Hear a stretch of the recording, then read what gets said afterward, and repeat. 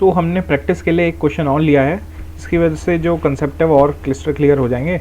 अच्छा, इस क्वेश्चन में एक बात देखना, इस क्वेश्चन में एक बात ये है कि जैसे हमने पिछले वाले क्वेश्चन में देखा था, पिछले वाली वीडियो अगर किसी ने नहीं देखी है तो पहले वो देख लो।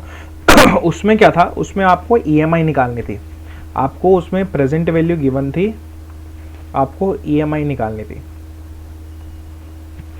इस क्वेश्चन में आपको क्या गिवन है, इस क्वेश्चन में आपको ईएमआई गिवन है, दैट इज 5000 रुपीज़, और आपको लोन की अमाउंट निकालनी है। ठीक है। अच्छा, इसको फॉर 7 ईयर्स कर लो। ठीक है, तो ये 5000 क्या है, ये 5000 है ईएमआई, आप ईएमआई दे रहे हो, ठीक है ना। और ये क्या है, आपकी एन्युटी है,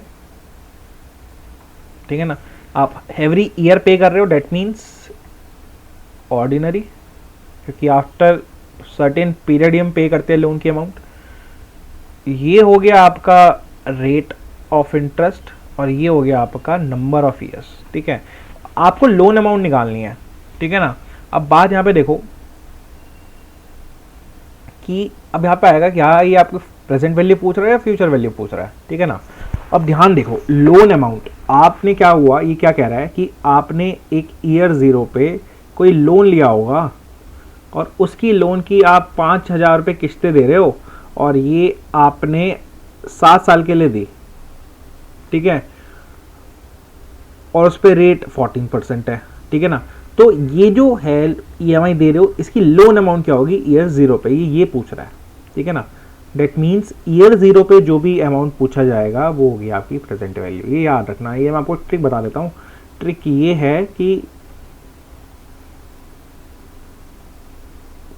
मिटा लो इसको। ट्रिक ये है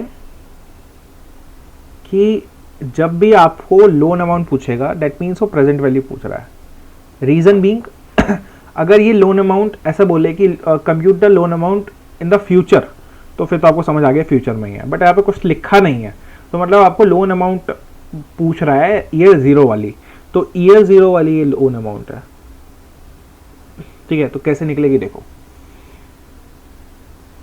सॉल्यूशन,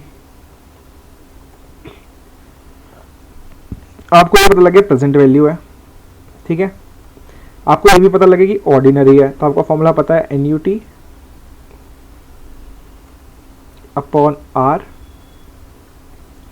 इंटू 1 - 1 अपॉन 1 + r की पावर n, ठीक है ना। आपको ये भी क्लियर हो गया। अगर ये ड्यू वाला होता, जैसे रेंट वाला होता, तो प्लस इंटू 1 + r कर देते, बट अभी वो है नहीं, तो हमें इस पर फोकस करना है। तो अब देखो, पिछले क्वेश्चन आपको एन्युटी निकालनी थी, इस क्वेश्चन आपको एन्युटी दे रखी है, आपको यहाँ पे क्या निकालना है, प्रेजेंट वैल्यू निकालनी है। फॉर्मूला लगा दो, 5000 एन्युटी गिवन है, ठीक है, डिवाइड बाय रेट है 0.14। 0.14 कैसे आया, 14% है तो 14/100 कर दिया, 0.14 मल्टीप्लाई 1 - 1/1 + 0.14 की n क्या है, nn 7, ठीक है।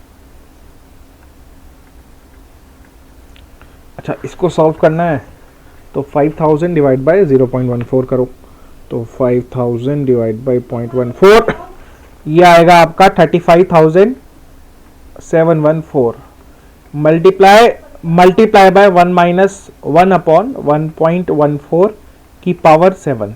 अभी कैसे सॉल्व करना है, 1.14 की पावर 7, तो ये आपका आ जाएगा, मैं अलग से लिख रहा हूँ, 2.502268। अच्छा, ये कैलकुलेटर में बड़ी आती है, कम से कम 4 डिजिट तो ले लो तो आंसर एक्यूरेट आएगा।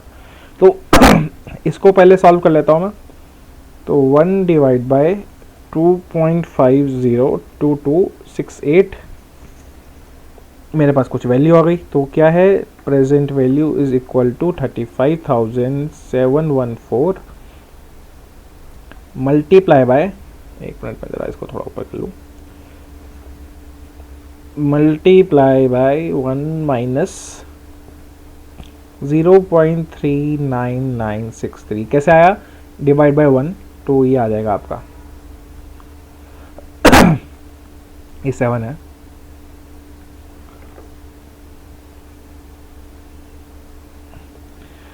तो अब इसको सॉल्व करो। 35,714 मल्टीप्लाई बाय,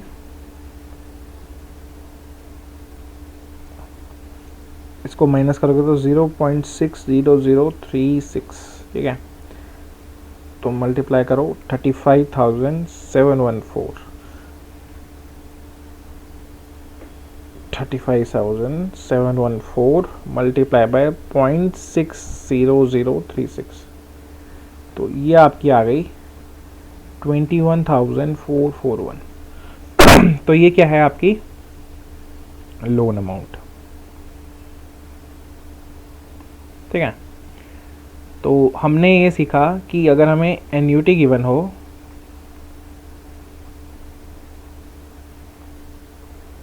तो उससे हमें लोन अमाउंट कैसे निकालनी है। और पिछले क्वेश्चन में देखा था कि अगर हमें प्रेजेंट वैल्यू मतलब लोन अमाउंट गिवन हो